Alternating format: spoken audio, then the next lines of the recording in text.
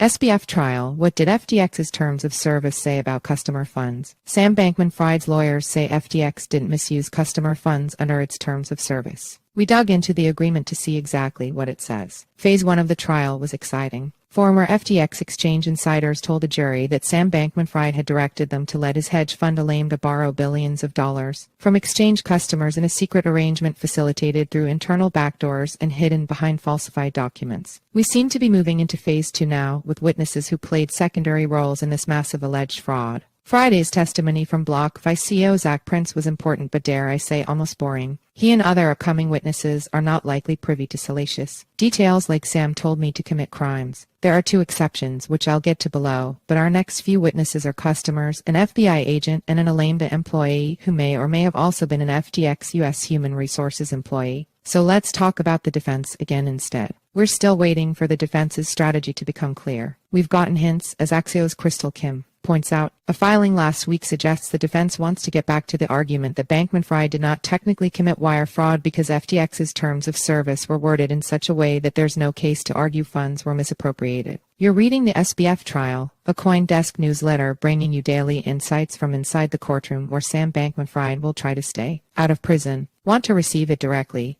Sign up here. We've heard this argument a few times already from the defense team, so I dug into what the terms of service actually said. First off, Judge Lewis Kaplan, who's overseeing the case, has already rejected one proposed defense witness, English barrister basically British for lawyer Lawrence Aka, from offering testimony because the defense wanted this individual to explain the English laws governing FTX's terms to the jury, and explaining the law to the jury is the judge's job. In its new filing, the defense team continues to argue that FTX's relationship with its customers was governed by its terms of service, and so the question of whether Alameda's use of customer fiat deposits was permissible within the scope of that relationship, and thus whether a theft of property occurred, is governed by foreign law, at least with regard to counts 1 and 3 of the indictment referring to the actual wire fraud, i.e., substantive charges. It is the defense's position that the rights and obligations of parties to a commercial relationship are not established by their expectations and understandings for purposes of the misappropriation theory of the federal fraud statutes, the defense's October 12 went on to say. So I dug up a PDF of FTX's terms of service from May 2022.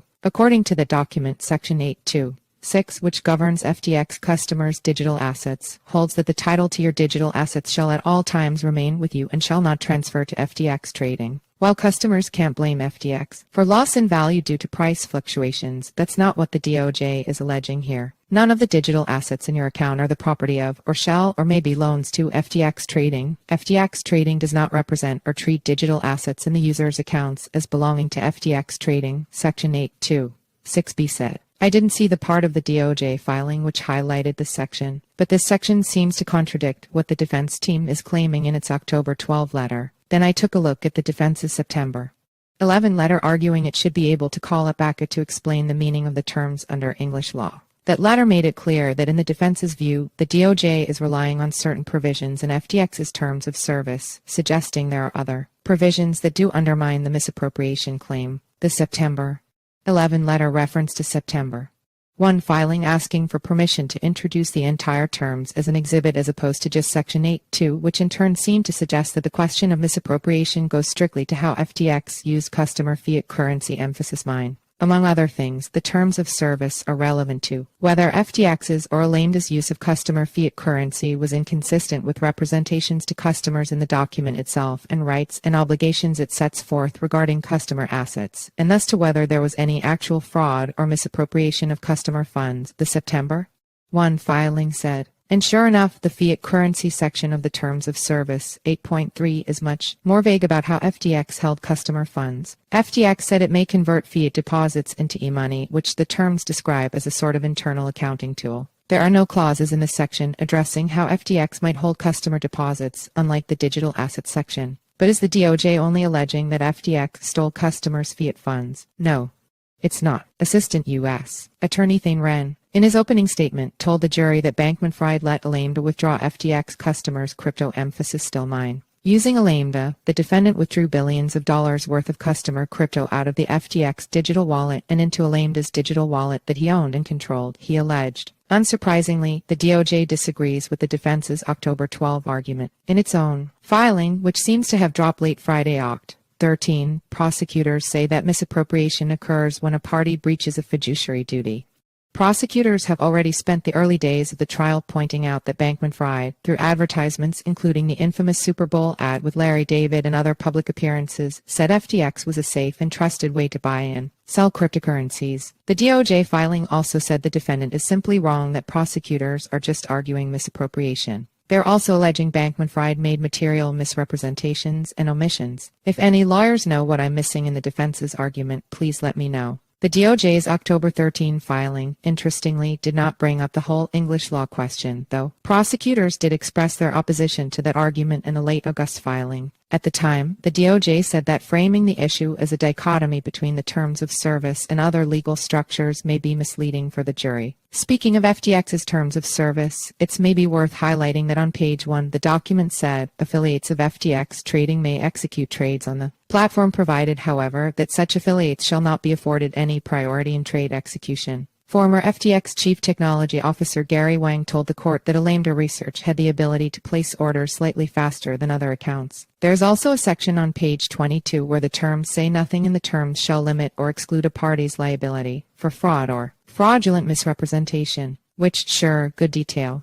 Courtroom scenes. Sam Bankman-Fried spent most of Friday's session working on his air-gapped laptop, as usual. Zac Prince gave very lengthy answers to Assistant U.S. Attorney Nicholas Ruse and Defense Counsel Mark Cohen, going well beyond the questions asked. He seemed almost defensive at points during Cohen's cross-examination when asked about BlockFi's processes that led to its exposure to FTX and Alameda, telling the court that he was a part of the decision-making when it came to BlockFi's loans to Alameda. The court has set up overflow rooms when there are more reporters and members of the public than the 20 or so available seats in the courtroom. The court needed 2 overflow rooms on Wednesday. There was only one on Thursday, but it was practically standing room only. Friday, tons of space left over. A court security officer even asked if any reporters or members of the public wanted to enter the main courtroom. What we're expecting. Prosecutors told Judge Lewis Kaplan on Friday that they expect to wrap up their case by October 26, allowing the defense to begin if it plans to present a case by that Thursday afternoon. In practical terms, this means the DOJ believes its remaining witnesses will take 4.5 days to testify. Reminder: there is no trial on October 20, 23, 24, or 25. Note that the defense has also requested to adjourn the Tuesday, October 17 hearing to deal with an issue relating to Bankman-Fried's prescription medication. The list of upcoming witnesses includes FTX customers Ilan Dekel and Tarek Morad, former Alameda Research employee Delaney Ornelas, former FTX head of product and investor relations Ramnik Arora, former FTX director of engineering Nishid Singh, and FBI agent Richard Busick. Singh and Arora are probably the most anticipated remaining witnesses. Arora likely had a key role in working with some of the investors in FTX and Alameda. It wouldn't surprise me if he's the second of the 2 witnesses testifying under a grant of immunity. The identity of first, former FTX developer Adam Yedidia, was revealed the week before last. Singh, of course, is another FTX Inner Circle member who pleaded guilty to crimes tied to the exchange and has emerged as a central figure in both Gary Wang's and Caroline Ellison's testimonies as someone who communicated vital information. Prosecutors have not yet mentioned their proposed expert witnesses Peter Easton or Andrea Vandermeer, and we haven't heard anything more on the proposed Ukrainian FTX customer who was at dispute earlier.